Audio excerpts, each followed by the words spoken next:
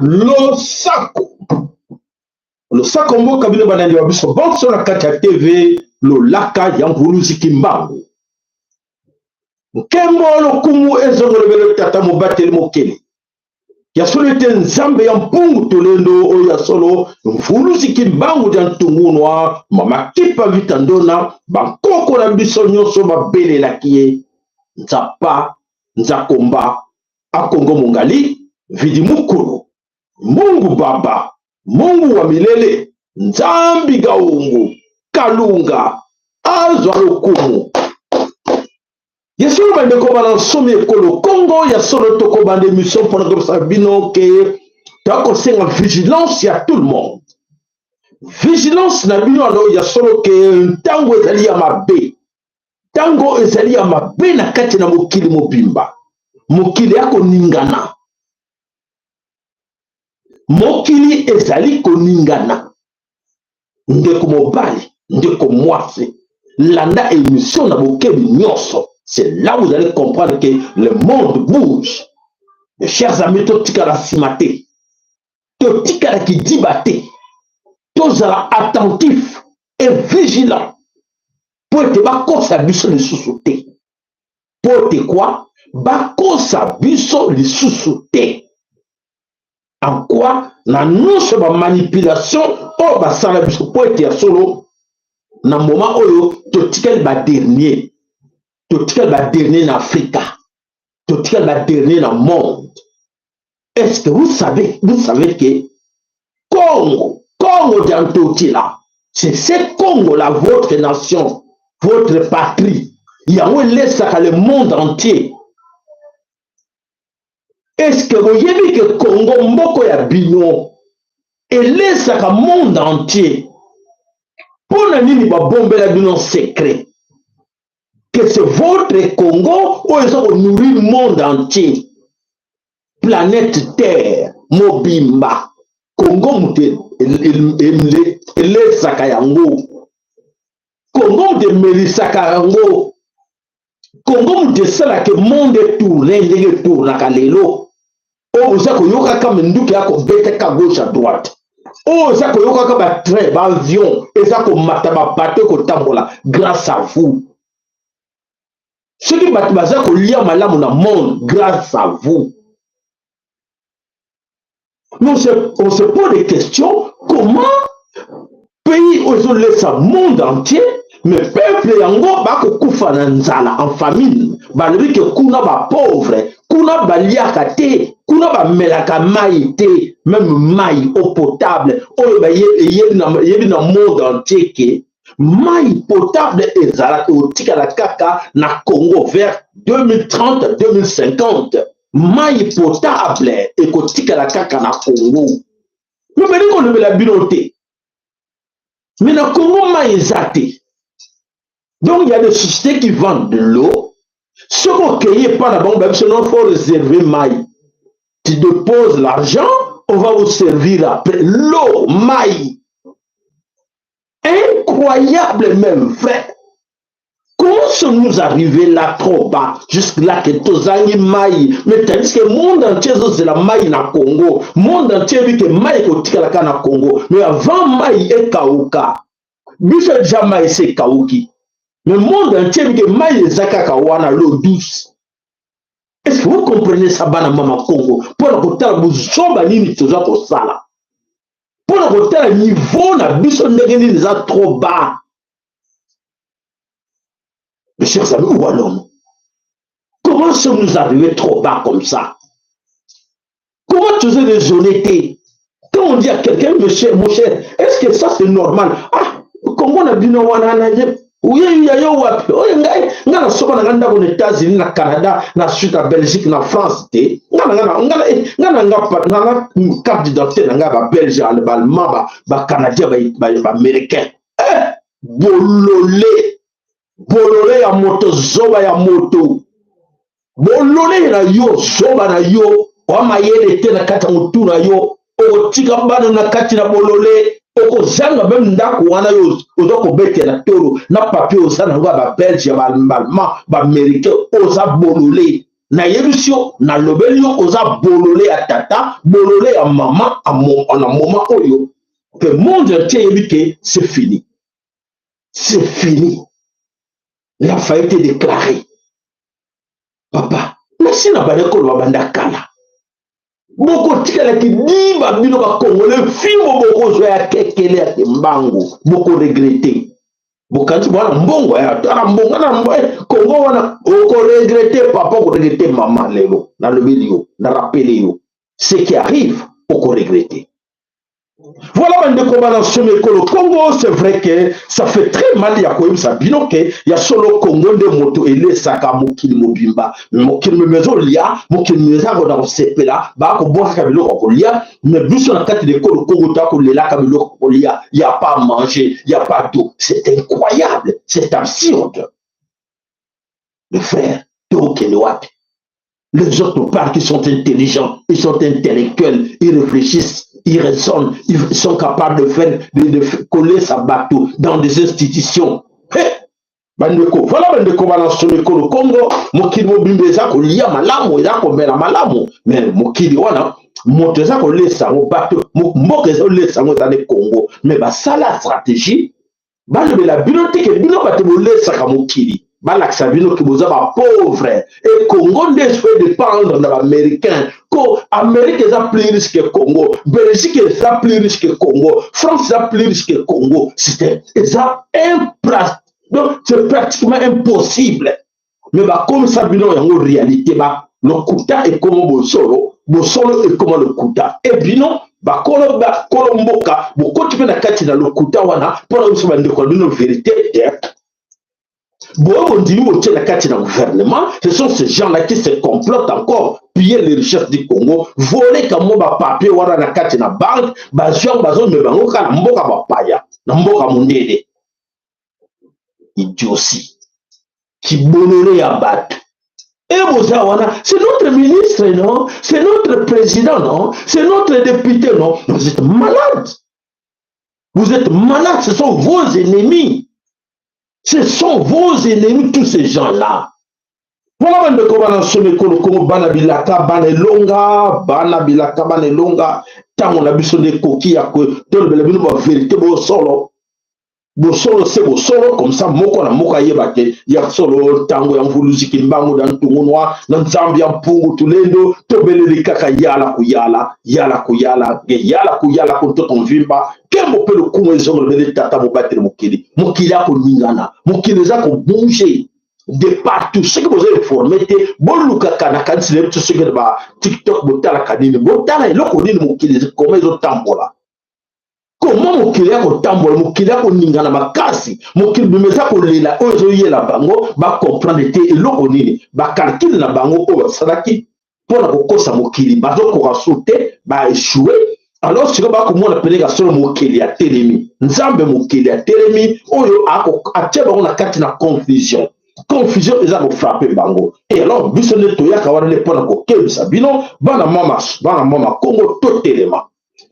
Voilà ben de côté na côté na niveau ya buzoba na biso esika tozali nango. Est-il possible que plus d'une semaine un soi-disant président de la République azomona te moto pe alingi ayeba esika azali azotuna te bato bazali censé de vous informer que vos candidats bino azali esika boye bazoloba te bavandenia. Et maintenant, ce peut avoir des liens. C'est grave. D'ailleurs, c'est plus que grave, c'est gravissime. Mais qu'est-ce qui ne va pas dans vos têtes? Qu'est-ce qui ne va pas dans vos têtes à vous? N'abino ba ndeko boza censé ya ko informer ba ndeko na Kinshasa que non, parce que ce n'est pas possible. Ce n'est pas possible. Plus d'une semaine, président porté disparu. Comme ça. Ben, institutions sont à l'arrêt total. Les institutions du pays à l'arrêt total. Non sont arrêtés. Le gouvernement, silence radio. L'armée, silence radio. Motokoloba, azate, motakotuna pe azate, bateau azali obligé à conformer bateau. Bateau conformer te bavanika lien. Et puis non sont au vandi lien. Alors, ezali ya pasi naemawa, ya komona ke yen ça ne va pas. Alors, tokotuna. Pourquoi garder silence? Na que président aza kopela to pe basali opération aza hospitalisé ba bombango. Pour quelle intention? Yesolo ba koba na somme kolo Congo to ya wana po ke to le la bilo bo solo. Bo solo nde bo solo. Alors, qu'est-ce qui se passe là, na kati na Congo? Il y a un autre qui bateau yo, bazan un plan caché, bazo caché pour la nuit, bazan intention nini, il y a un caché que Chilombo est malade, Chilombo est hospitalisé, Chilombo est opéré. Pour la nuit, ba bombi yango et bisoto yende lelo, comme ça non la vérité. Oh, bon, moi, il y a des gens qui ont photo, bon, qui veut photo, on a des photos, on a kala avant, maman Martha, ça, la, maquillage, ya malamu, mais bon, ça peut être à corriger Nzambe, mais bon, ça, voilà, photo à kala. Et ça, là, qui n'a tango, na kanisi, tisege, la koufaki, photo, on les a ngoté. Mais en réalité, je viens avec ce qui est juste, non, la vérité, il y a eu bazo bombe la pino. Félix Chilombo, effectivement, akendaki na kati na mboka Kigali. Félix Chilombo na kati na Kigali akendaki po ete ayokaki présence ya moto bakobenga Clinton azalaki wana ba obligé aya. Félix n'avait pas le choix ayokaki pe kuna keleli kambo ya mbongo 400 millions déjà disposition na bango nyonso yango Félix akendaki. Kokoma kuna tebite eloko nini elekaki Félix azwaki malaise. Félix akoyaki na kati ya Kigali nebite soki ko banga soki nini po abi déjà makameza na mabe soki ba tiendeke quelque chose to éviter. Alors Félix akoyaki azaki obligé ba joyer pour selon ba garde na yebi non il faut to mettre d'urgence na mboka na bango na Bruxelles. Alors na mboka na bango na Belgique ba joaki avion médicalisé oyo ba memaki d'urgence na kati na Belgique. Effectivement, comment qu'il n'a qu'à la Belgique, bah même qu'il n'a qu'à l'hôpital Erasme, mais bah qu'il n'a Saint-Luc, bah préféré qu'il n'ait l'Erasme. Pour nani parce qu'il y a un problème il y a cœur, problème à cœur, des problèmes il y a kala. Appelle la maladie à mon thème depuis longtemps. Alors maladie voilà bah qu'il est le vacantin qui est là qui lié na yango, yango bah qu'il est parce qu'il y a beaucoup de spécialistes, on a qu'à l'hôpital Erasme, oh bah y est bien on a qu'à la Bruxelles. Bah comme kuna est obligé que bah qu'on constate cet examen mais comme on a que Félix a un problème il y a prostate il faut bah opérer d'urgence prostate alors bah il faut bah transférer dans Saint-Luc. Alors Félix a été transféré dans l'hôpital il y a Saint-Luc dans Bruxelles na Ouloué. Bon, bah, yebi, Bruxelles, bah, yebi, hôpital, tout ça, Koloba. Alors, Félix a commis kuna na carte d'hôpital, il y a Saint-Luc, et wana kunande azali hospitalisé na katina Saint-Luc, bah, salié opération, il y a prostate. Mais alors, la grande question qu'on se pose, pour nanini, bah, bombi yango, ça, c'est pas un secret. Ça, ce n'est pas un secret, mes frères, mes sœurs. Tout le monde a bah, roi. Roi Zobela, roi va faire l'opération, va publier, va faire l'information. Oui, roi Azak Obela, Azak l'Espagne, Anamboka Boye, à Québec vacances, à Kweki, va opérer qui est maladie Boye, va lobby la presse, il a sécurité. Quelle intention?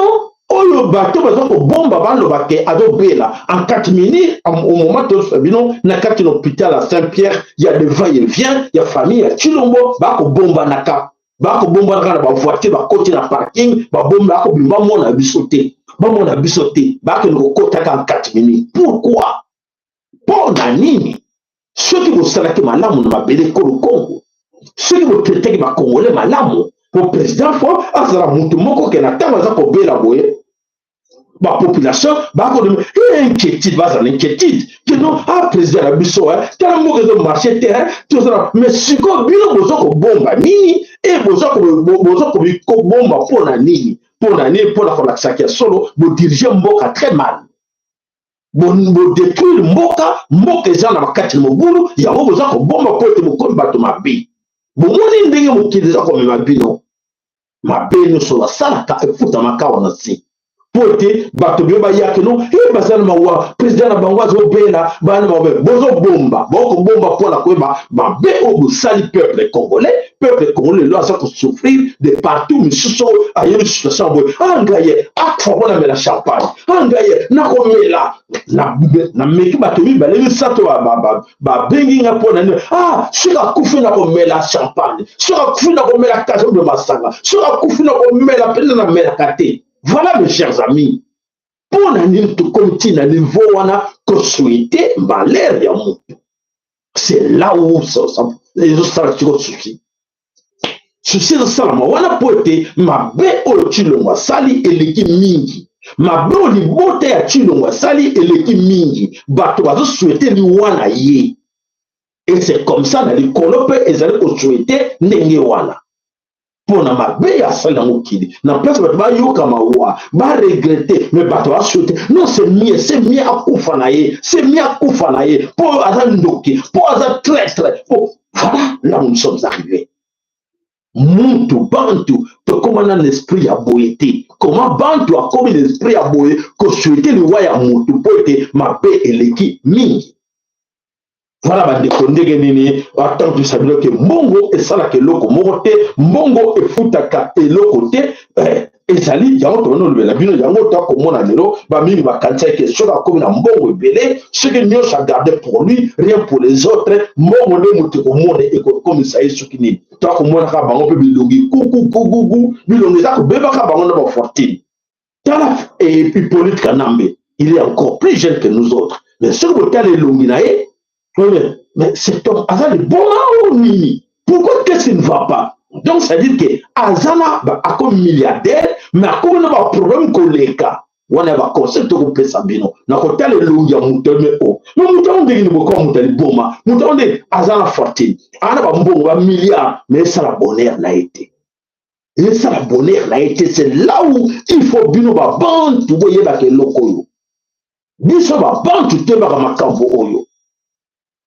Bantu muntu aza muntu oyo nzambe akera na image na ye kolanda te kozala nyama lokola ba oyo misusu tokomona kaka kati na mokili biso to babantu tobata kosala mabe te mpo toza bana na nzambe mais soki tokomi na niveau ya kosala mabe mpo te tokomonaka solo moto oyo aza na face na biso aza kosala mabe. Voilà, ben, comment on se met le Congo, il y a solo qui est vérifié information partout dans Kinshasa, bisoto, moi, to quand on hôpital, qu'on a les athées, mais va confirmer, bisoto, bateau, bazar, qu'on a service, effectivement, Azali, a la carte hôpital. Et alors, absence Soana, et c'est lui remarqué aussi dans la carte de Kinshasa, parce qu'on va baigner dans le Congo, il y a Christian Chiwewe, on va baigner en général, Christian Chiwewe, chef d'état-major, après si Asraki parade militaire, pour ceux qui va baigner en et là, comment Asraki Bona militaire na yekuna, alors Bango va le qui est solo, président Nabino Azate, Azana Libanda, alors comme Azana Libanda, Eza passe mingi, et voilà, mais Bango le Bango vérité que Azamanda a koya côté donc. Une semaine, président porté disparu, Montago Ningana Azate, bâtiment sous silence radio. C'est grave. Voilà, bandi ko bana somme ko Congo, et si quand tu as ko na carte na ko Congo, bo ba yeba ki te question to ko kuma nango est encore grave pour être et ça na makate ba bombi, ba za ko bomba pona ni la peur. Et le ko de ça na ba bomba, et za ko banga nani, ba ko banga yo, o ba nyokolaki, o ba tortiraki, pour être mbongo na yo ya ngomba ba ko sakana kanango, ya ko mona ke nyonso oyo, et za ko leka na carte na mokili pa ngonde ba bombi. Va détruire Congo. Lelo, voilà, situation ni to commune en lelo. Alors, ezali ya pasi nama wa komona ke ya solo. Mboka na biso ezana en danger pour être na yebite soki bato nyonso bakangi bango na kati na nzungu mo quelque part ke baza ko asusu ko yeba te bo moto na bango et soki na réalité l'État, le gouvernement, et bombe la population. Tout d'abord, c'est le manque de respect. Manque de respect vis-à-vis de la population. Pour être monté, on a besoin de président à Bango. Et bon, bombe de Bango pour la nuit qui est Azak Obela. Bon, bombe de Bango pour la nuit qui va opérer. Partout au monde a président, nous tout le monde qui va Mitterrand, va nani, opérer qui va juste il pas que oui, Mitterrand a opéré, et Jacques Chirac, oui, a opéré, il est malade, il est.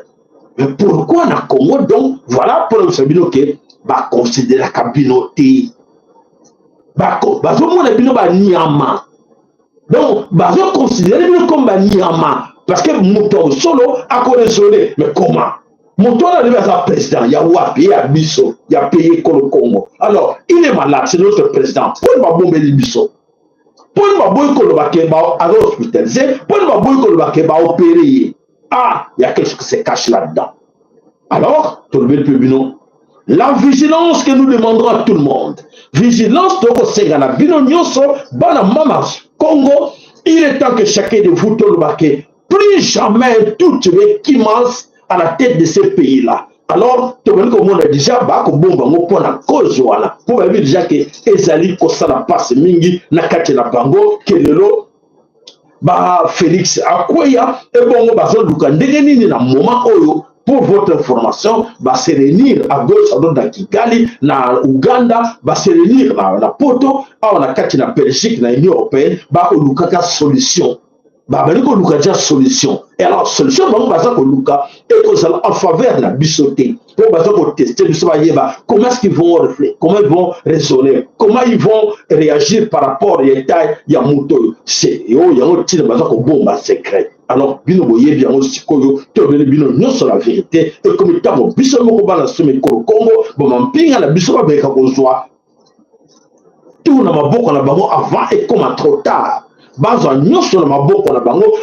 que tout va récupérer situation. Donc, tous à la engueulé, tous à la vigilant, nous surtout travailler ensemble pour être Makambo Oyo, Balingi Basala Bisso, et pour ça, la malsouté, la carte de ma pédé le Congo. Alors, voilà, qu'on a quand si vous comprenez la dossier, on a deux Kolobaya Chilombo, que Chilombo a un malade, mais va bomber plus d'une semaine, Balingi Kolobate, et voilà, la vérité est là, que Christian Chiwewe na causerie morale, voilà, ou Azaki Bango avec des militaires naïe, a eu ce bango que le président Azate, Azan absence moko prolongée, que éviter quand est-ce que, à éviter quand est-ce que, à cause na Congo. Et alors, pourquoi ils sont cachés? Pour un limite comme il voyait, alors il est temps que, Soda Bino, Mampinga na Biso, na Bukobanda na Buka Lilo, bonsoir. Responsabilité na Bino na Maboko. Bonjour responsabilité de bilan na beaucoup avant et comme trop tard que tout le monde va tout va monter stratégie na bango avec les occidentaux. Ndeko zana ndeko la biso nyonso na tant que zali awa wana ndeko na za policier wana ndeko na zali militaire o ya FARDC mampinge ko le Congo autochtone lobe na ye voilà situation de Kenya bonzela to kanga maboko to zela plan na bango o baza ko sa occidentaux na batuti ba monter sa stratégie et bon to za surpris to ba ne bitu mosusu na kimanse mosusu to pela tuti mosusu parce que ba tuti baza wana bazo zela baza ko zela ba tester biso ba te déjà battement le corps to comme on le corps o nani président ya Sénat pourquoi ba président Sénat na combat ba ti lu kwebo asa ya biso te senu Ugandais donc ba ki ba place bango déjà wana ba ko zelaka na ba moment moko soit yé soit mutu boy toké baba ndeko s'il vous plaît tous la président tout le monde a tout moi zéro T il est temps que tu mettre tout ce monde là dehors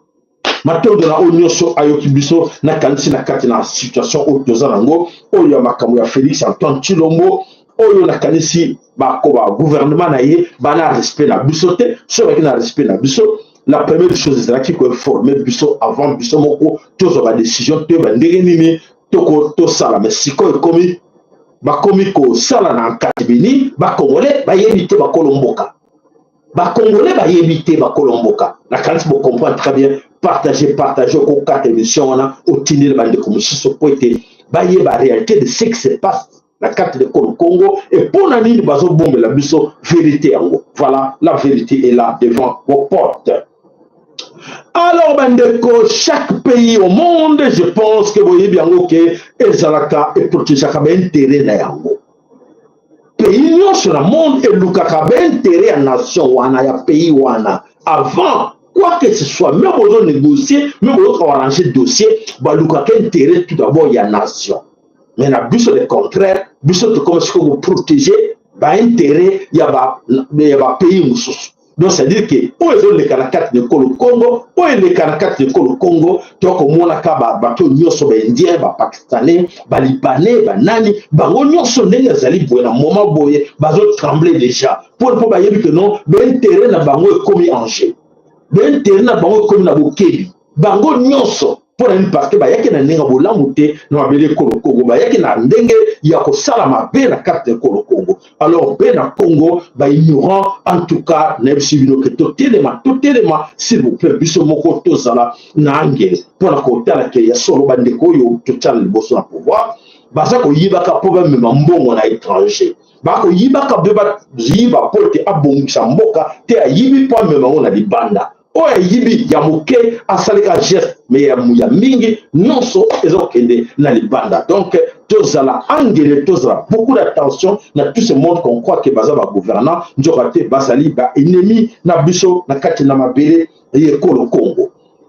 Alors bandeko wala to koti na kati na ba sujet na biso mususu ya actualité wana ezaki épisode oya Félix Antoine Tshilombo oyo tozwi ba confirmation yango to kolobela bino yango alors to kei da ba sujet mususu oyo eza koleka na kati na mabele Congo ya kotala ke bandeko ebele baza na kati na kidiba mais situation ezali critique ezali très grave na mabele Congo po ete bandeko oyo baza kosala biso ba plan pona ke ba continuer konuire biso bango pe balalité bazali baza éveillé yozo laka yozo sigali yo jeune ozolala mais bango balalité po ba kolukaka plan nini po ete ngana yo to garde biso na état o toza nango ke kozanga koyeba nyonso. Alors c'est à nous biso nde toza koyeba boto biso bandeko bokeba matondo pona bakere na bino to na posa nango s'il vous plaît bakere na bino like na bino bakere na bino to nango vraiment posa po ete et ça la plaisir ça le toque ça la bino et c'est le peu tout monaka baker na bino wana poté et pesa biso pe courage. Alors tokota na ba sujet mususu d'actualité.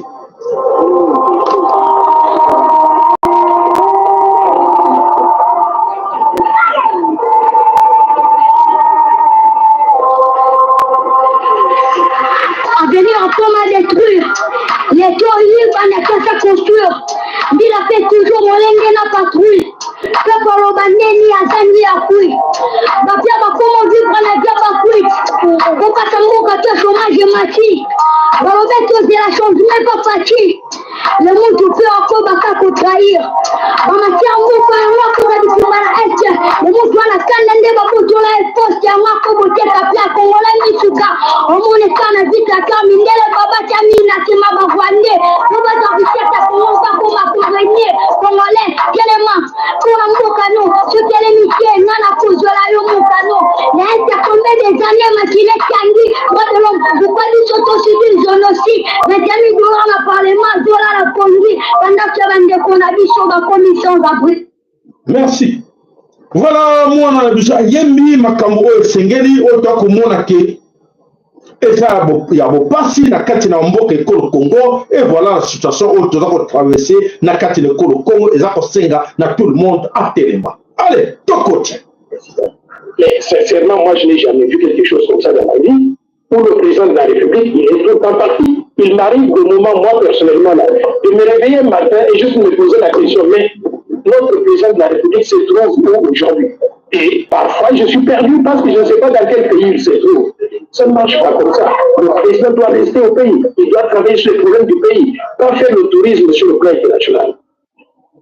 Maintenant, il faut regarder les... Voilà.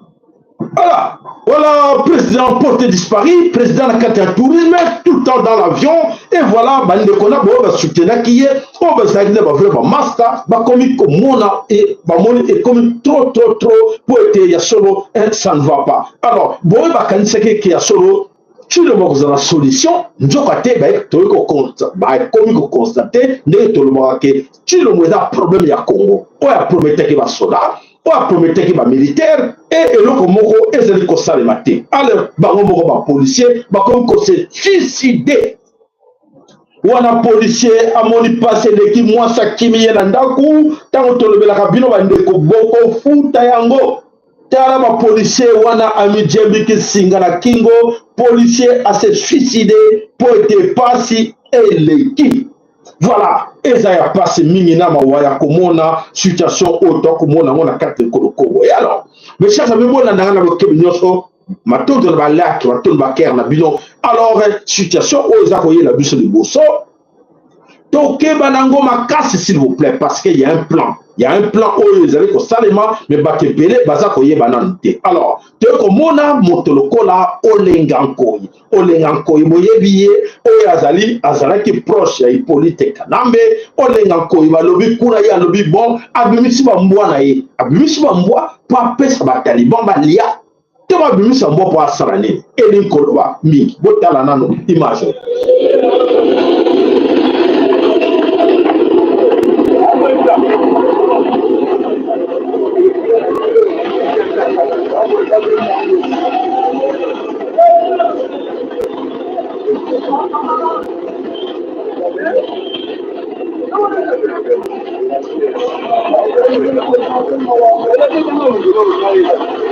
Voilà.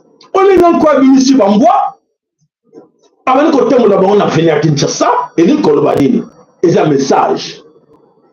Message pour nous colobake Olengankoyi Abimisi Bamboa, c'est pour vous dire que bateau pour na bango balinga kake, tous a dirigé par des tutsi. Voilà donc on a plein na bango, babane ko balaxi bino disait que oui. Bamboa na biso pe bimi donc toujours se préparer ndenge to récupérer pouvoir na bango ba récupérer pouvoir oyo ba simbisa ki Félix Antoine Tshilombo. Est-ce que Félix Antoine Tshilombo a fort malade, a corps malade pour être azo sa pouvoir et pas ba tout toté tout ni point d'interrogation to koye bango mikolo ezali koya. Et alors voilà bandeko o nyonso amonaki na kanisi ndenge tu expliquer bino que situation ndenge zako yaka na kati ya bele Congo ezo senga biso moko. Bana somme Congo to telemela likambo oyo pour nous sommes concernés mabele ezali ya biso tous ala concernés pour être nyonso oyo ezali koya liboso ezali ngai na yo to meka ko ba disposition na biso pour être bozoba et continuer liboso na biso te. Alors ce qui yo yelité olobi que non otika la carte la bololé loko bazo memela ka biso ya lokuta et ko ça passe bien pour être yonde moto esenge la yonde hotelema liboso toke wapi na kati na quartier GB o epaye indien akamatika bakata na marteau a beti congolais na motu na chantier na ye congolais kao akufi sur place na belaki bino avant-hier dans le week non tout le monde qui na kati na quartier GB batwa masasi betem na quartier GB et voilà to koyoka et le onene elekaki na kati na quartier GB na kati na kota Kitambo njokate voilà congolais qui travaillait chez un Libanais et chez un Indien quand les gars qui est mingi alors le marteau a petit et va congolais ba on se va moni ke munde ko na ba bete marteau a kufi ba on se va kini et ba baniko policier aye ba bengi police eye ba congolais ba meko ba tomboka ba kanga libanais ba policier ba luko beta ba so de kolopote ba benga na ba congolais wana ou bien que nege a beta ki congolais marteau a kufi ba congolais ba zere ko ba zwape marteau ba beta pe ba boma paye non tala ki bozo ba on tant que ba ya biso ba congolais surtout ko nango comment ba ko banga biso ba ko respecter biso ndenge ni na biloko ya boy. Alors bolanda en image pour ça, il n'y a pas si dans ma komona des situations qui ne font en RDC Congo, on va dire qu'on va comprendre le thème Camonini, ou les accueillir la bus de ma belle Congo, il y a komona qui toujours qu'on se protéger, toujours qu'on y est ma belle la bus.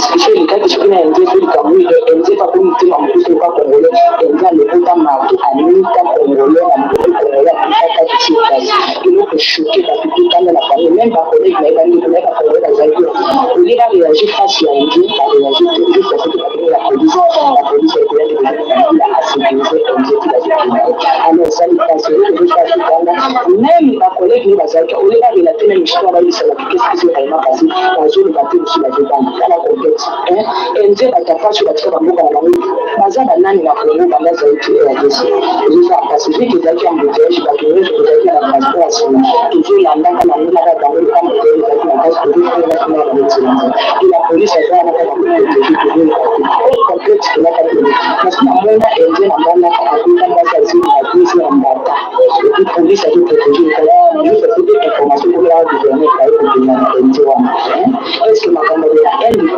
juste à la place de lui na biso pour la famille c'est le fait de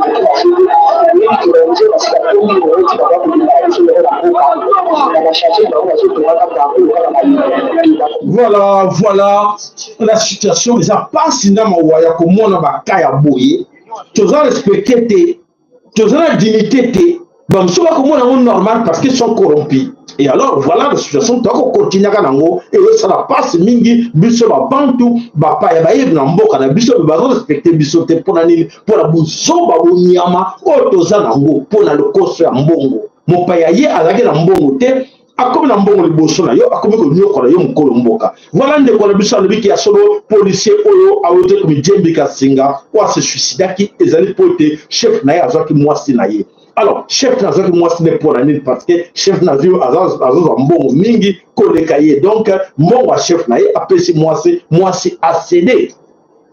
Voilà bande kolo onini o izako ya pasi na kati na mabele kolo Congo kibolole bozo kante kitaba mutami kante na côté leke non ngana za gagnant ngana makamoni tali ngate te makamoni tali bangote ngate ngana za bien te ozala dedans. On s'en sortit, n'attend que la société tout entière, eux, ils ont la carte, ils n'ont pas problème, ils ont quand ils étaient, ma kamwana est talingate, aux en la carte, bana no bazana la carte, ma kamwana, au bisto ko bundaka lelo, au beaucoup mon bisto ko la boso batako bundaka, mais nzo bate lobby, pour se rendre compte que yo pose aller la carte nango, au comment on passe au plus to ko mona lelo. Et pas il y a encore plus pour la tango tant que Luka kato bunda bisono tout bonini côté le matin. Alors toke ina wapi toko mona moto moko oyo mbongo nyonso ya Congo eza ya ye. Moto wana azali sous protection ya mama Marthe. Nani wana Nicolas Kazadi mwana ya nzuzi wa mbongo. Alors moto wana l'homme fort du moment azana katina finance ya mabele ko Congo ya simi mbongo tout ya mboka. Alors 30, mais c'est pas comme mais c'est 30%.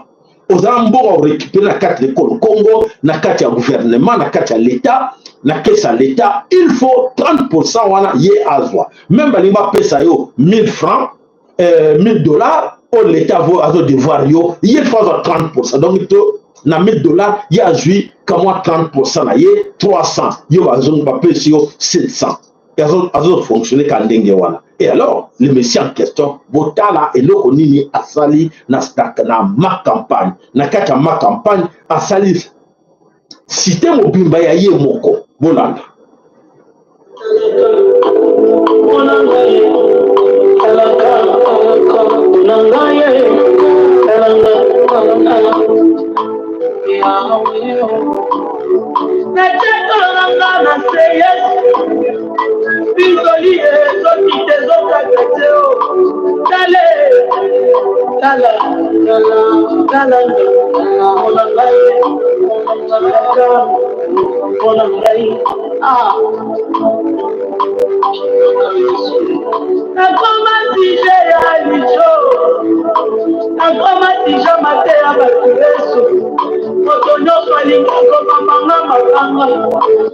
Voilà.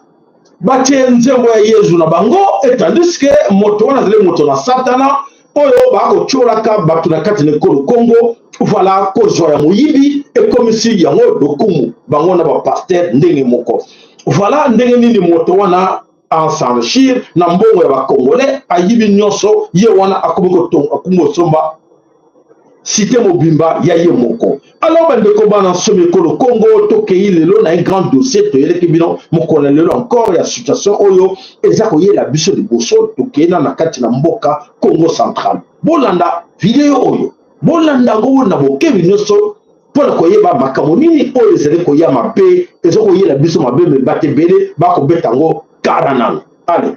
Congo central. De la République démocratique du Congo se décide aujourd'hui de fragiliser les efforts d'unification et du développement du président Tshisekedi par la riche province du Congo central. Le plan expansionniste du président rwandais Paul Kagame qui maintient le chaos à l'est de la RDC aujourd'hui de le déstabiliser par sa partie ouest, en partant du Congo-Brazzaville, mais plus subtilement encore par sa province la plus occidentale, le Congo central. Dans cette partie très stratégique, le plan des Rwandais a été d'infiltrer la sphère politique de ses habitants au Congo à travers des hommes politiques dont la trahison et la transhumance sont marque de fabrique. Ce plan a été bien éclairé par l'ancien président Kabila, complice du Rwanda qui avait réussi à infiltrer l'un des plus grands mouvements politiques de cette province, le mouvement Bundu Dia Congo de Nomwanda Nsemi.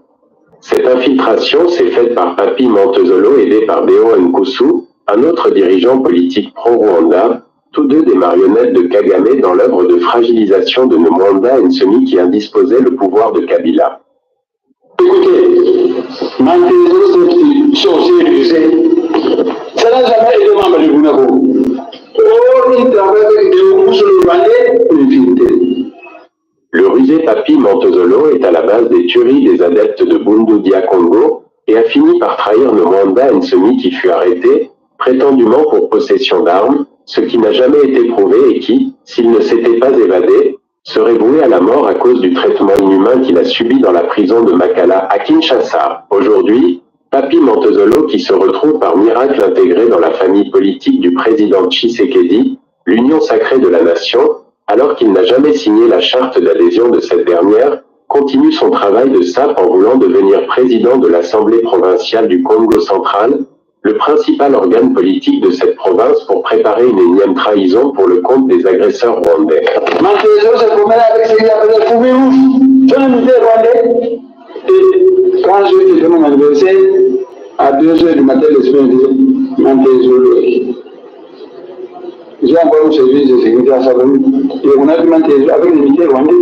Les grands ennemis du Grand Congo sont connus au grand jour et leurs émissaires sont aujourd'hui dans la vie politique de la province stratégique du Congo central. Voilà. Mes chers amis, voilà Bandeko Tango Tobaleko Loba Toloba Toloba. Et les amis, Bandeko Betango Ndile Kara. Le lo Batuana Bako Telebiso na kati na mikuwa. Oyo le lo tako luka ndege mi yakobima na ngo toko mwana ba mingi bakoma na bango bana Congo central. Mingi bakoma na bango bana Bandundu. Mingi bakoma na bango bana Équateur. Bakoma kuto bana Équateur oleka bana Équateur bakolo Équateur. Bakoma bana Bandundu koleka bana Bandundu. Bana ba Congo koleka bana ba Congo. Et na kwenyo sur la kati le Congo, tu as un problème. Tu as un problème tant que le baka bandeko ya biso. O ba ko yokaka ba ko betango kara. Ba ko betango kara mais lobby ekonginde la bango. Croyez-moi. Ekonginde la bango tant que le baka bandeko tant que le baka. Non, bokeba. Oyo moto yaki santo nani Antoine Gonda. Tolobaki Antoine Gonda ayaki na Ruberwa akotaki kuna bako bano planifier ba tout nous on le kaka na partie ya kisantu ba dispatcher bango. Ba ndiko na biso ba Congo ba betaki abokara. Lelo na kati ya gouvernement central ya ba Congo nyonso koma na basango bakoma batuti. Et bande qu'on a biso na bandu ndenge moko ne Équateur ndenge moko so mutabi to yiba ngote kaza Rwanda wana te yene mutaza kula azonyo kwa biso moyete yo lui que non yo za mbasu pona bokale mbasu te yo bo za kisa ko kimisa ba paya ko vimisa ba makolo ko komisa ba ba nzoko pona ko komisa ba ngote ba nzoko na carte d'Équateur yo ko la ka tuti wana te azaka Rwanda te mutu wana na wana to makasi kolela azonyo kwa biso moyete zoba bolole ya tata bolole ya mama poto yebe loko moko te ozo continue kolela ka ozo mona ke moto na mopaya na ba indien ndenge moko na ba pakistanais ndenge moko na ba libanais ndenge moko na ba chinois ndenge moko siko valeur na bino eza wapi kibo congolais na bino eza wapi bandeko to mutu na biso moko valeur na biso ke ba bato ba banga biso ba respecter biso ke mboka ba congolais ba sikana terre eza wapi dans les Cambodgiens to de na ma campagne na kati na Pointe Noire au moins il y a 2 jours passés français moko afingaki congolais à Brazzaville na chantier o ya pétrole afingi ye lera afingi ba congolais wana nyonso batele balobi non le lot destination na yo to accompagner tina aéroport allez aux en France et ba mona ondirema seki musale katana ki batu batelemi yo finga metala ba indien azui mato abeti congolais akufi kamba sur place bandeko na ye bakibi bani banga kibolole na bino suka wapi bino kibuzoba na bino ba congolais suka wapi bako kene nango wapi kibuzoba oyo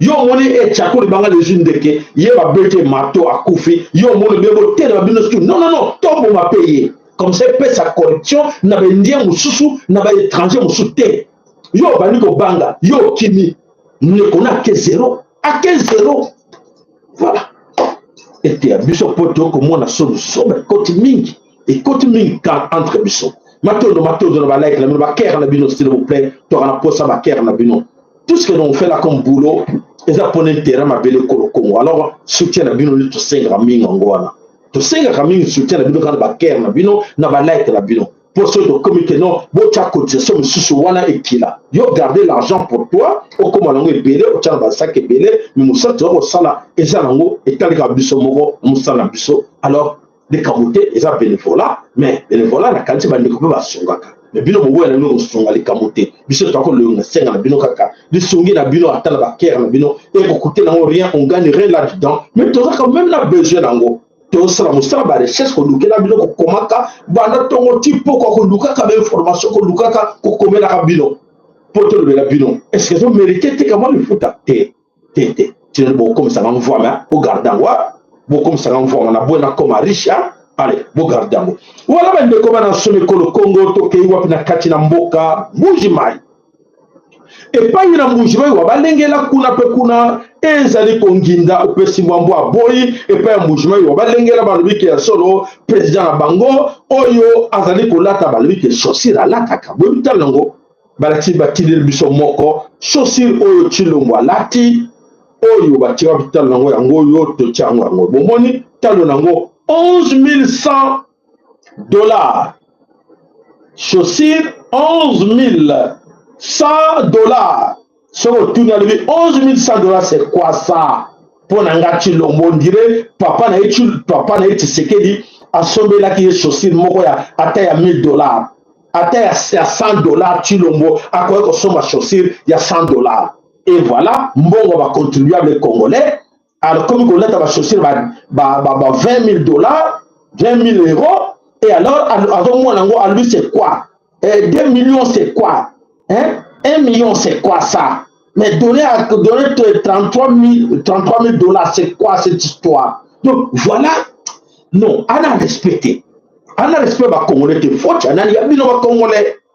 Si on a respecté les faute, il y a bino. Parce que il faut banga, on le comme ça, bon bango. Et bien la journée taboui, soit mourir.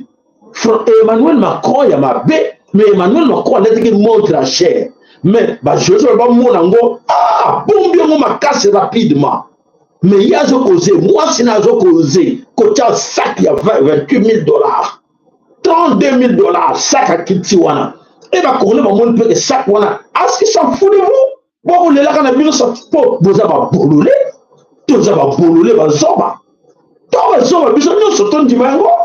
Toi zoba, pas ce qu'on a dit banga, à cause ça la montagne à s'exposer. Alors là ça monte pas au banga fonctionnaire un salaire à $100 lieutenant un salaire à $100 allez bon son l'axa si on a la 11,000 salaire na comme le fait kokota wana ti mo moto ne tia kokoma à cause somba chaussure wana te et basoda yango mpe balieutenant yango bacapitaine yango bagénéraux yango babolole balakisabino biloko boye mwasi yango esalaki ndumba mpo akolesa yo bana no bakosalaki ndumba bakosalaki boye mpo te balesa yo lieutenant mpo te balesa yo capitaine yo ovandi wana pesa yango tosala ndenge nini nzala yo lieutenant lela nzala banda même l'époque coloniale tikala kozala te yo soda na kati ya camp yo ozolela nzala ya possible poza bolole poza zoba bana na bino bana bo bapapa na bino basoda bobenga bango bazoba une semaine bobi président sika za te bovandi mpe nie une semaine moto afait souffrir bino moto azotrahir nation une semaine absence na mboka bino bovandi nie nzambe na ngai babolole ya ndenge nini boyiko babolole ya ndenge nini oyo oh non mais c'est trop c'est vraiment exagéré comme ko banyama franchement bozala grand moko na banyama d'ailleurs même banyama barezonaka mazu nyama moso kangi ndeko na ya alobi te okanga ndeko na nga te ayepela kobunda mpo abundela ndeko na ye bino te bino bozo ko se comporter lokola banyama pena banyama vraiment banyama et ça passe bingi ya komona que nous avons nos frères au balba que bakena mosala soda mais voilà la chose que nous traversons aujourd'hui bango pana bango c'est normal et ça normal et ça nini oui ya normal ikamute biso to ko lobaka bino bomona ngo normal ba to azo nyoko ba plus et ça bino bisote vous allez bien il y a des fois sur le buto le vérité musu au monde et até ça l'effort pour te défendre banana biso mais bino bozo ça l'effort pour défendre banana mabota na bino bozo kanisa ke oui ba mieux to baza ko pesa bino ya ona solution ya ona solution te ba mama ba papa bino bozo na kata ba mpinga bozo sa biso solo franchement ça sont les moyens loba mingi exact pour être solo et comme trop devant tout le monde et ba tous bozo pour moi que non ils a exagéré toke na kati na mboka mbujimai au monde tobi kona chaussée ya 11000 toka na mbujimai alinga ko sala nini na kati na mbujimai Félix a na idée ko sala ba pyramide azo ba pyramide oya mona ki d'Égypte amemango na kati na mbujimai pour être batwa ke la portale ba pyramide na kati na mbujimai pour la dossier. Vous m'obligez sur les 14 millions dont vous venez de parler. C'est FPI. Moi, qu'est-ce que j'ai à voir? C'est un projet qui est venu d'en haut. Les chefs de l'État, FPI, les conseillers du chef de l'État sont venus. Il y a le directeur FPI, il est avec moi ici. FPI de Jumaï. On ne vous a pas donné la parole. Moi, je suis femme chef d'entreprise. Hein. Je sais comment FPI fonctionne. Et je sais les chefs. Moi, je vais dire au chef, c'est que lui, il a déjà décidé avec son entourage de ne rien faire. Hey. FPI à côté, il y a ces entreprises qui ont gagné le marché. Et ils sont là. Est-ce qu'ils sont avec nous? Ils sont là. Ils peuvent vous dire comment ça s'est passé. Je vous demanderai d'aller parler avec eux. Ce n'est pas l'argent qui est venu pour le gouverneur. Hein. Et le gouverneur n'a rien à voir dans ça. Ils sont là pour exécuter. Et quand FPI envoie l'argent, ça tombe dans leur compte. La province n'a rien à voir. Wow. Le chef de l'État a voulu qu'on puisse faire des pyramides telles qu'il a vues en Égypte, là où il était. Vous allez dire au chef de l'État, non, nous ne voulons pas de ça. Si vous voulez dire au chef de l'État, non.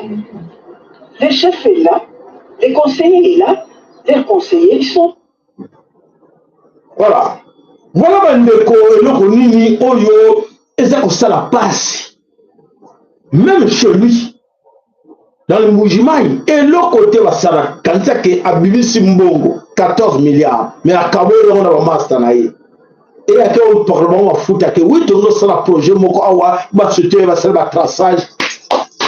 Mbongo mona na te mbongo se le trouver wapi et pas ya Nicolas Kazadi pe azui mbongo atini na France, atini na Canada, atini na Dubaï et voilà la situation que nous traversons en RDC Congo qui bololé, qui bozoba, qui bonyama, kibolole kibozoba kibonyama yango toko vivre yango motakoloba azate nani akoloba pote nyonso eza kosalama wana na kati bino stu takomona ngo na miso me motakoloba azate mpona nini akoloba motakoloba azate pote bato nyonso baza koyeba ke kongo yango eza ya bango te moto nyonso yebi ke non kongo eza nango eza Félix te eza ya ye te na ba master na ye te biso tokoloba nini bango bato baza na décision ya koloba mpona mabele yekolo Congo ezali ya pasi ya komona ke cette situation que nous traversons na kati ya ekolo Congo ezali kokamusa bato nyonso baza kokama biso alibi bakongole baza bato babanyama kati na mboka na bango makambo eza koleka kuna bango moko baza nango baza komona mais bazobeta ngo kara me bana na bango nde bakos bana na bino vos enfants vous finiront par payer bana na bino bali bakonyokama na makambo oyo bamama batata bozokomona direct eza lokuta me bana na bino bakonyokama tokei na kati na mboka Nord Kivu tolanda audio 10 personnes tuées à 3 personnes dont 15 autres personnes ont été brûlées vives ce lundi 8 avril 2024 à Andissa. Ce sont des otages qui ont été récupérés par les affaires de la Codeco lors de l'attaque à Dekalaï. Dr Vital Tungulu, vice-président des G5 et alliés, une structure qui regroupe les communautés et victimes des attaques des affaires de la Codeco à Moutouri, qui alerte la presse ce lundi 8 avril 2024, appelle les autorités sécuritaires sous l'état de siège à la hauteur de leur responsabilité. Et pour les 22 000, il y a eu des attaques dans le village Galaï et avec un bilan de 17 morts qui vient malheureusement s'ajouter à 18 morts parce qu'un des blessés qui était admis au niveau du président de France de Montréal, l'autre vient de succomber de ses blessures. Mais ce qui fait encore très mal aussi les journalistes. Vous venez d'être alertés depuis ce matin que les otages des miliciens de Codeco qui avaient transporté le butin du village Galaï jusqu'à Andissa viennent tous d'être brûlés. Ils étaient 15, dont 3 femmes et 1 bébé. Comprenez que le territoire de crime, et plus précisément le secteur de Montréal Kilo, vit dans une situation de non-état. Nous vivons dans une jungle où ce sont les miliciens qui viennent la mettre et qui décident sur la vie des gens. Alors que nous sommes sous un régime spécial qui est appelé état de siège. Voilà, nous avons fait la passe de la carte de Congo, partout la carte de Congo, tant qu'on y est Congo est dirigé par Nani. Montako dirigé Congo Azate. Batunyoso, Bakomona Kiasolo, le pays n'est pas dirigé. Alors, comme le pays est dirigé, Motramoto, Zoba disposition parce que Bamona Nani a défendre Nani Azate. Voilà la situation de Genini, Oyo, Ezakoleka, Nakati, Namapele, Congo. Alors, Toka Susu, Audio Mususu. On parlait à l'instant dans les titres, le génocide perpétré en 1994 au Rwanda refait l'actualité ce mois-ci avec la parution d'un article du quotidien britannique Guardian intitulé America's Secret Role in the Rwandan Genocide, un papier d'Hélène Epstein, universitaire américaine spécialiste des droits de l'homme et de santé publique qui suscite la polémique et soulève des vagues au Rwanda. Alors quelles sont les raisons de cette polémique et que disait réellement l'article? Bonjour Jean-Baptiste Marès. Bonjour Clément. Alors selon cet article très documenté, le FPR, le Front patriotique rwandais de Paul Kagame, l'actuel président du Rwanda depuis 2000, serait à l'origine de l'assassinat du président rwandais Juvenal Habyarimana le 4 avril 1994, l'étincelle qui a déclenché le génocide. Une thèse qui n'est certes pas nouvelle, mais qui est très bien informée et qui insiste aussi sur les liens entre Washington, la CIA et Paul Kagame. Et donc, au lieu de l'habituelle indication française, ce sont en effet les États-Unis qui sont pointés du doigt dans le rôle sur le déclenchement du génocide rwandais de 1994. Alors Jean-Baptiste, quelle est la nature précise de ces relations entre Washington et Kagame? En fait, la question qu'il faut se poser, c'est comment cet ancien chef des services de renseignement ougandais et membre de l'ethnie Tutsi a-t-il pu s'imposer au Rwanda? L'article du Guardian ne laisse guère de place au doute. C'est bien la CIA qui a armé et soutenu le Front patriotique rwandais depuis l'Ouganda. Je suis donc allé interroger deux personnes qui connaissent très bien le dossier. Première personne, le colonel Jacques Hogarth, présent au Rwanda dès juin 1994. Et selon lui, Paul Kagame, ancien élève de l'école de guerre de force Leavenworth au Kansas, est, je cite, soutenu par le clan Clinton et notamment par Madeleine Albright depuis toujours. Seconde personne, la spécialiste de l'Afrique Leslie Vine, qui estime elle aussi que les États-Unis soutenaient déjà Paul Kagame. On l'écoute tout de suite. Le FPR, donc l'armée de Kagame, a été armée en Ouganda. L'Ouganda est quand même un pays, un précaré américain. Les armes arrivées à Kagame par l'Ouganda, c'est la base arrière du FPR qui est en Ouganda. Bien sûr que l'implication des Américains est très important. Je pense qu'à ce moment-là, ils voulaient remettre les pieds en Afrique. Ils voulaient aussi se débarrasser de Mobutu qu'ils avaient mis au pouvoir, mais ils n'en pouvaient plus. Donc ça a été le début de l'arrivée des Américains en Afrique. Depuis les années 80. Voilà mes chers amis, la situation que nous vivons là, aujourd'hui, la carte de Congo, suite à ces dossiers, nous avons sabiné qu'aujourd'hui, la carte de Congo, oyo ba tuti ba ko kota na carte de Congo, chasse à l'homme, ba ko lukaka liboso ko boma ba utu nyonso, ba utu rwandais, ba zali ba cible, ya que il faut ba exterminer tous les utu rwandais au bazana mapele ko Congo pour éviter que ba utu wana un jour ba zonga lisusu na kati na mabele ko Congo et ba congolais belé ba ko koma ka ba victime na kati na masolo. Et alors dans l'autre temps baza ko bomaka ba utu oyo ba ko kutana na bango na nzela ba yeba ni bien bango na bango. Et alors de l'autre côté aussi occidentaux baza ko lukaka le minerai du Congo obligé faut ba zo minerai de ce Congo pour na bango. Mais il y a une grande confusion. Bah papa, maman, bolanda na bokeli nyoso, ce dossier où je vais vous expliquer maintenant. Les occidentaux que vous voyez là, bah tomber dans piège. Oh bango moko batandaki. Pour na bango il était question que bah saboter Congo. Bah tout après la mort de Mobutu. Bah Congo, bah recherche à Congo nyoso. Alors, pour la banque, c'est plus important d'installer les Tutsis dans pouvoir na kati na mabele ko le Congo. Chose faite, Oyo, Basalaki et Machaki, Kobanda 1998, Oyo, Hippolyte Kanambe, Bakotaki na Afdel, Bayaki pour être renversé mon bouton pour récupérer, minérer na buso, nyonso, la carte de Congo. Mais, Bande Kobolanda, qu'est-ce qui se passe actuellement? Donc, les Occidentaux sont tombés dans leurs propres pièges. Ce qui se passe aujourd'hui dans le monde entier, surtout ce qui se passe dans Katina, Iran, dans Israël. Là, il se pose des questions. Iran a s'enrichir dans l'uranium comment? Ça, c'est la grande question que les Américains se posent dans ce circuit.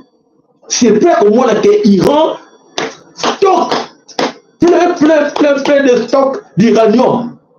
Alors, ça vient d'où? L'uranium de l'Iran, ça vient du Congo. Depuis quand? Ça vient depuis qu'ils ont installé les Tutsis au pouvoir depuis 1998, que les Tutsis étaient là, et en plus, Moïse Katumbi, l'enfant, le bras droit de Oyo Motaligaki Balkanizo du Congo, c'est lui qui a tout fait pour vendre l'uranium na Iran. Bomoni Bilingam Bilingue côté de Faro. Bomoni comment la confusion maintenant dans les clans des Occidentaux. Donc, ils croyaient nuire les Congolais, mais voilà, et tourner contre Bango maintenant. Israël qui était là-dedans, Israël ne savait pas que Moïse Katumbi prenait l'uranium, vendait ça à l'Iran. Moïse Katumbi prenait l'uranium, vendait ça dans d'autres pays, il y a continent, il y a monde. Iranium, nous sommes dans le monde aujourd'hui, ça vient à l'époque où Moïse Katumbi était gouverneur dans la ville Yakatanga. Et après Hippolyte Kanambe, les autres sont venus au pouvoir, qui, les amis de Félix Antoine Tshilombo, continuent de même pour vendre l'uranium partout. Les Américains croyaient avoir le contrôle de ça, mais ils ont raté, et les Congolais, les Congolais, la tricherie en fait. Les Congolais, ils ont l'uranium, ils ont pays où ils ont échappé dans le contrôle, les Américains ont quitté. Et voilà ce qui se passe aujourd'hui dans la guerre entre Iran et Israël. Les Israéliens comprennent que frappe au Zouaka, il y a la tête nucléaire, au moins l'Iran, Azalina stock, il y a Bakata, il y a uranium. Voilà, et comme ils sont, c'est la bango, Fimbo bango a servi pour nuire le Congo, et contre le bango confusion, et bien qu'on frappe le bango. Voilà, merci. Merci, vous payez ce que vous avez sémé. Tout ce que vous avez fait du mal au Congo, et aujourd'hui, si c'est là, à cause de ça, parce que vous pensez que vous nuire le Congo en mettant des tutsis, en mettant des irresponsables, dans le Congo, avec Kabila, avec Félix Antoine Tshilombo. Voilà, le résultat est là. Voilà, le résultat est là. Voilà, irresponsable, la Katiwana. Voilà, c'est les irresponsables comme Katumbi et les autres de Félix et Antoine Tshilombo ont vendu des tonnes et des tonnes d'uranium auprès d'Iran, auprès de plusieurs pays du monde. Comme de l'eau, la tête nucléaire, oui, parce qu'ils ont arrivé à avoir l'uranium, le bon uranium venant du Congo, venant du Katanga, venant des 4 coins du Congo. Voilà, frappe. Les Occidentaux croyaient faire du mal aux Congolais et malheureusement, maintenant, on commence à comprendre que voilà, ils subissent les conséquences de tout ce qu'ils ont sémé. Ils ont installé les gens Oyo, Nakati le Congo, la corruption, les gens comme les Katumbi et les autres là, et voilà, aujourd'hui, ils payent. Ils payent la facture. Il faut payer la facture, c'est tout à fait normal. C'est consommé. Voilà la situation. Alors là, Tokei wapi Nakati Namboka. Nakati Namboka Mali à lobby, c'est fini pour les Maliens, pour les Bango à lobby. Plus question de parler encore de l'ONU Nakati na Mali. Qu'est-ce qui leur arrive Nakati na Mali? Bogaki que Mali à Lobaki, ils étaient prêts. Il y a qu'à arrêter l'activité non politique. Et alors, voilà. Le Mali a décidé de quitter l'ONU avec effet immédiat, mes abonnés. Toute cette histoire a commencé lorsque le gouvernement malien a décidé de suspendre toutes les activités des partis politiques. Donc c'est de ça que ça n'a pas plu à l'ONU. L'ONU a fait un long communiqué pour dire que la décision qu'ils ont prise de suspendre toutes les activités politiques de leur pays n'est pas arrêtée.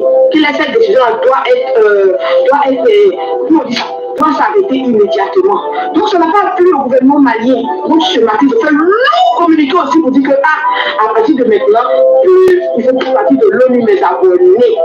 Et avec les pays, dès qu'ils ont fait le communiqué, dès qu'ils ne font plus partie de l'ONU.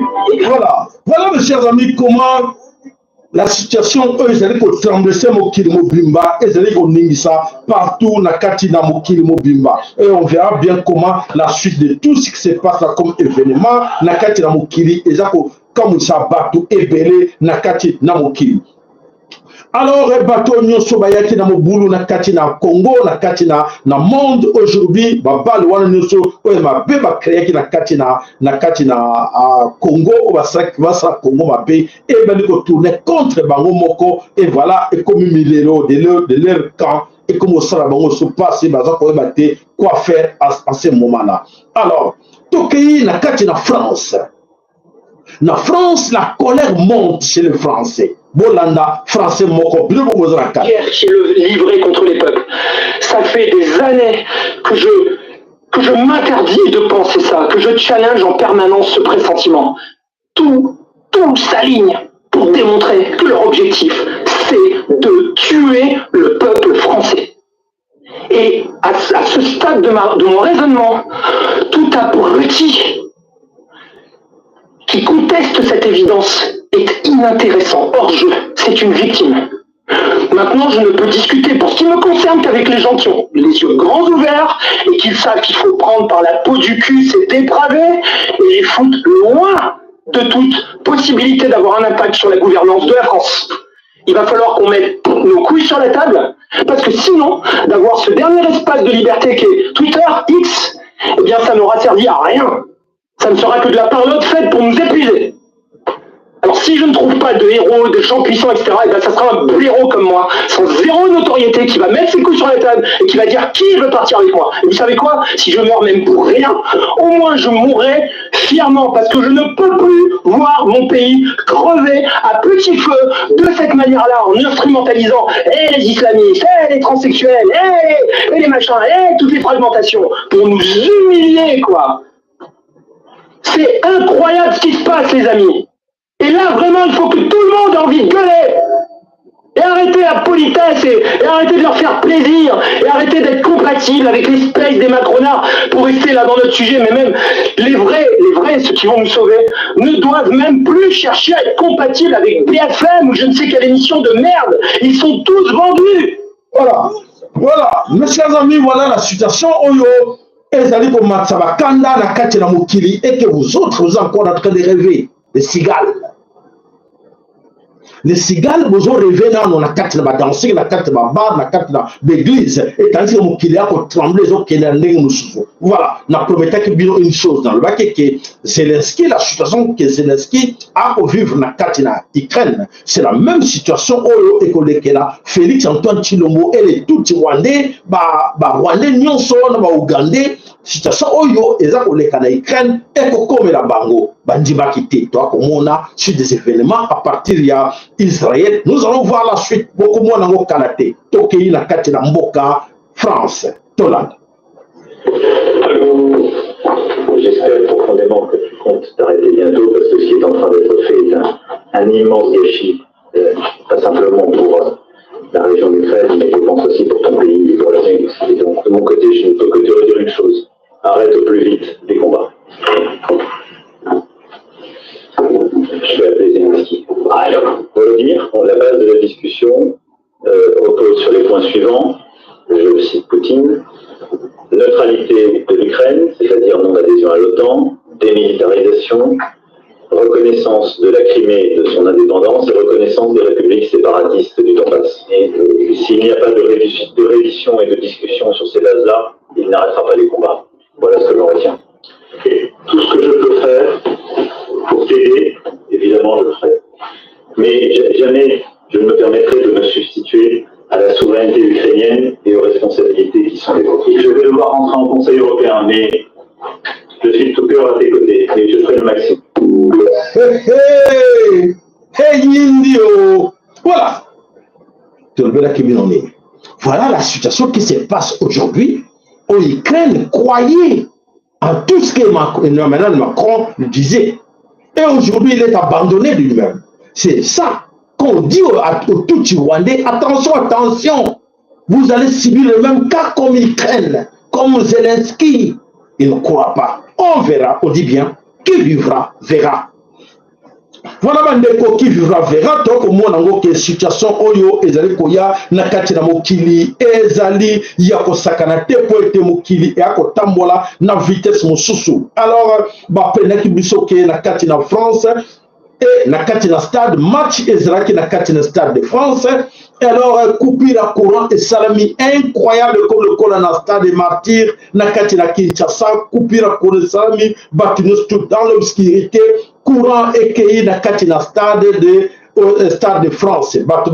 Alors, qu'est-ce qui ne va pas na kati na wana ezalaki ya pasi na mawa na kanisi image yango ya coupure ya courant, je pense que na perdre yango et je pense c'est ça. Voilà. Bolanda yango. Voilà. Et mukuse mesengeli Bolanda ngo na mukuse pote.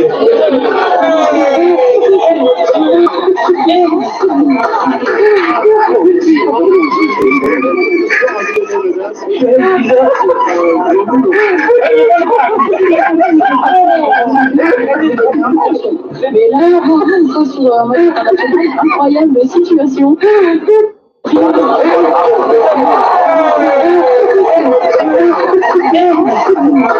Voilà.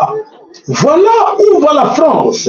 Besoin que mon dirait c'est qui, mais petit à petit, comme tout ça, qui mango à la kaki, français, à la qui bango une chose. Alors, besoin que sakana mboko yangai. Boko sakana mboko yangai, boko mona fimo na kobeta bino. Alors, qui faillite, et comme en France. Tobani komona ngo moke moke, ezali koya. Faillite oyo ba ekobeta France et ba déjà kobeta en France na kanti bango moko bango ba déjà ke eza koyela bango mabe na mikolo ezali koya yondeko oza na kati na France to lobela yo mingi olobaki pays na yo yango na eza France moi to pekisa yo na pays na yo France ezate pote oza français biso pe to pekisa yo tete bon papa maman oza français reste là français kobeta no Congo Kara yo pe canadien beta Congo Kara y a pas de problème. Il n'y a pas de problème pour moi, confuser quand il y a la Bible, ah, papa, ça y a là. Papa, ça y a quand il y a Camboyo, ah, n'a pas de tango kara. Ah, n'a pas ça nini. N'a pas le pont, n'a pas le fenêtre, n'a pas on a ça nini. Beaucoup Sibiriango. Et alors, bandeko, s'il vous plaît, oh, ça on a besoin de Kenya, tango yango. Tango yango, les n'a pas soutien dans le bango déjà mingi. Oya yoka malamu oya yoka ta betango kara amona ngoga keno ezalango le kuta tozo kolobaka alors ça ne sert à rien ya ko continuer ka kolobela ka bino ngo po e ko changer rien na katina makambo oyo ya eza koleka na katina monde alors mingi ozo landa yebaka onke monde zo tambola mabe lukaka oyeba yo mboka na yo eza kokendenge nini yo kobunda po ete oprotéger mboka na yo oyo ezali entre les mains des étrangers oyo baza kodétruire mboka na yo soki olobi ke tali yo te yo oza na mboka mosusu oyo eza malamu lokola France lokola Allemagne lokola Canada a papa mama oko mwana lobi ekozala pasi mingi po na yo. Voilà bandeko tokei wapi tokei na kati na mboka risiti tokei na mboka Israël na kati na mboka Israël bandeko bele baolanda na France balobi ete bitumba ezali kuna me bato nyonso basali ke bitumba oyo ezoleka na kati na nini na comment dire excusez-moi Iran na Israël biloko tout ba israélien ba iranien ba loko beta ba français na information en France balobi ba bare yango nyonso eloko moko ekwe na mabele ya Israël ezate mais to duke bino ba image pour vous dire que ba jiba frappe na bango wawa na kati na aéroport botala ce qui s'est passé na aéroport.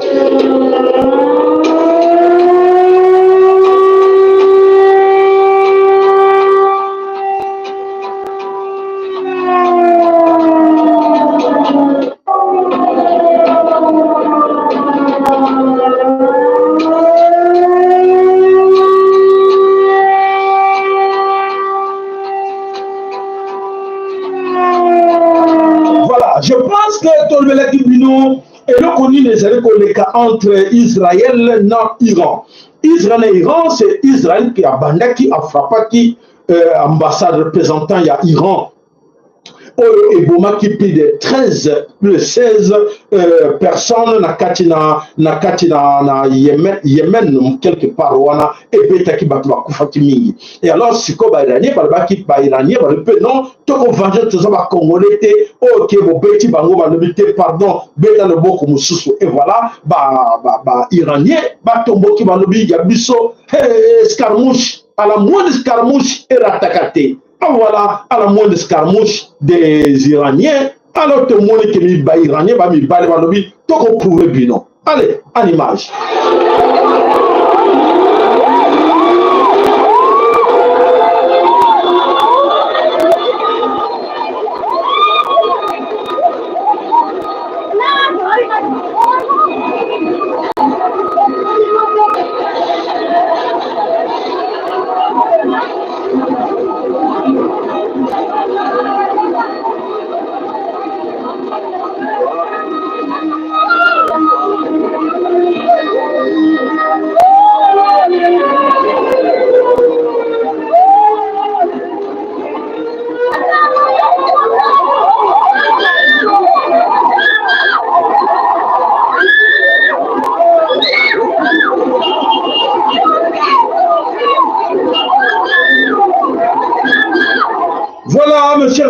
comment ça brille partout na kati wana na kati na Iran et na kati na Iranais va bombarder na kati na Israël.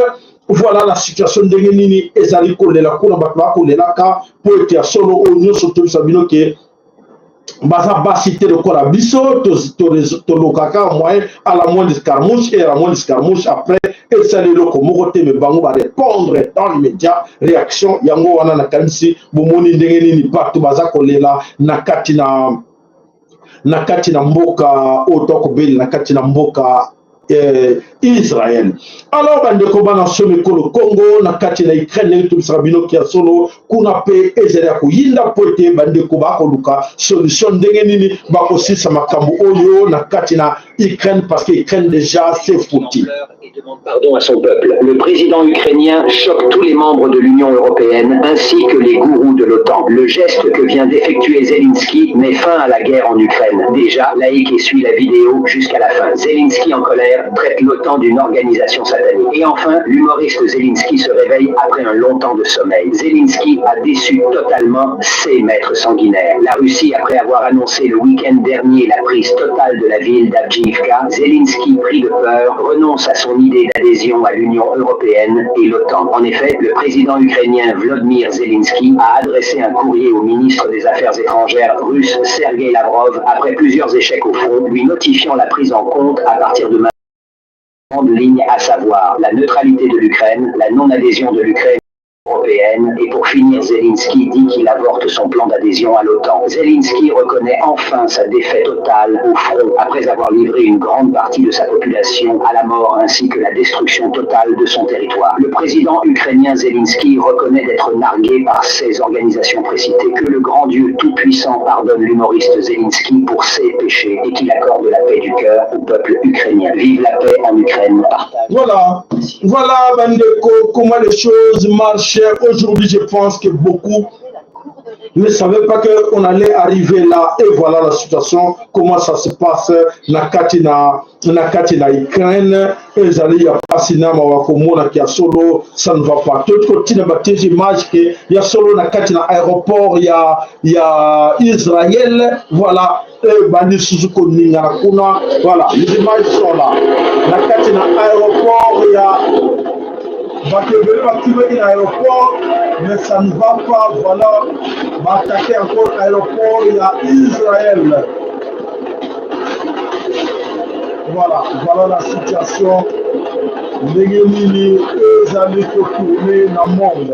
Donc, mes chers amis, voilà, nous sommes le moment qui n'a prophétie pour votre information. Tant que moi, et alors, c'est à nous maintenant de chercher à savoir comment est-ce que nous pouvons, tout d'abord, nous allons nous comporter par rapport à Yamakambo, nous sommes la biso. C'est-à-dire que c'est à nous, ben à Congo, il y a changer le comportement de biso par rapport à nous, parce que nous avons un la biso, azako la dape ba oyo bazana comportement ya bato oyo azana comportement ya nyama nzambe akopesa confiance te pour te motora muntu pe na Congo mwana bilaka na tango esenge na yo o changer mentalité o changer comportement pour te obundela mapele oyo bankoko batikela yo ce que on continue kaka ko vivre ndenge banguna na biso batielaki biso ba plan ke ba induire biso ne rêve to ba koyeba importance mabele te e ko za passe mingi pona ngai na yo pote mabele wana eza bankoko na biso moko to ba tiake na makambo zo kende ndenge professeur ba maki ezali ko kokisama e ko ratete bana mama Congo. Voilà matondo na bino nyonso matondo ba o nyonso baza ko soutenir chaîne na biso tozali chaîne moko indépendante chaîne na biso za ko dépendre na parti politique moko te na leader politique moko te mais ko dépendre kaka na bino ba ndeko na biso ba be na Congo. Il y a des autres qui ont des salaires parce que baza ba très peu baza ko vivre na kati na musala ba ko salaka pour ko soutenir batoto ko benga comme leader ya miyili besko o baza ko bomaka peuple congolais biso toza ko dépendre une partie na bino oyo bandeko na biso ba ko na biso po to futa courant po to futa internet po to supporter ba pareil to ana besoin ya contribution na bino matondo na bino nyonso ba oyo ba zutango ya ko noter to pe ya ko revenir en image encore pour être bazwa numéro na biso compte pour être basala contribution na bango nzambe apambola moko na moko na kati na bino matondo na bino nyonso. Voilà matondo ya solo na ba oyo bonso basungaka chaîne na biso butu na moi ya solo to pesi bino matondo epai na yo mama na biso ana lusa kweno to pesi matondo mingi to pesi matondo epai ya papa na biso Michael Mukobo matondo epai na yo papa na biso Francis Bitodi matondo epai na papa na biso Makango matondo papa na biso Emmanuel Yeko pa matondo Willy na mama na biso Marie na kati na Dallas na bino nyonso ba oyo nyonso oyo basutira ka chaîne na biso na bango longo o batira biso ba like matondo epai ya mama na biso Fatuma Banza matondo epai na yo esika ozali na libota na mobimba matondo epai na bino oyo nyonso alingi oyo akontribuaka po ete asunga chaîne na biso nzambe apambola moko na bino tokutani moko na lobi tobi bongo ingeta ibobo